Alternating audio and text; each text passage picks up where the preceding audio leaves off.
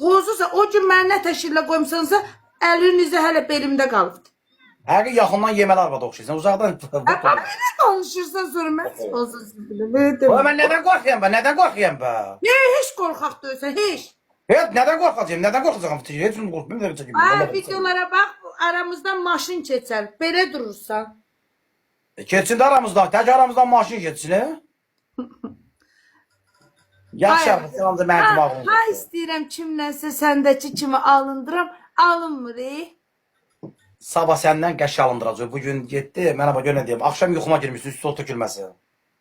Nə qarırdım, nə qədər qarışdırdım. Gördüm ki, olluğu oy. Ucu mən qorxuram. Bayaqdan mən sənin üstüvə gəlirdim. İndi mən... Çorbadan ağa ayrı, mallar qaytar ediyor. Sen neden şeysin burada? Ha, kortlama. Baba, ne göçerleşip sen? Ne hokka, ne sürtüştürüp sen? Allah haqqı heç nə eləməmişəm. Bax, bax.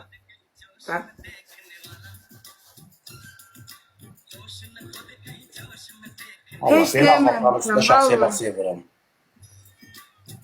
Ha bəlkə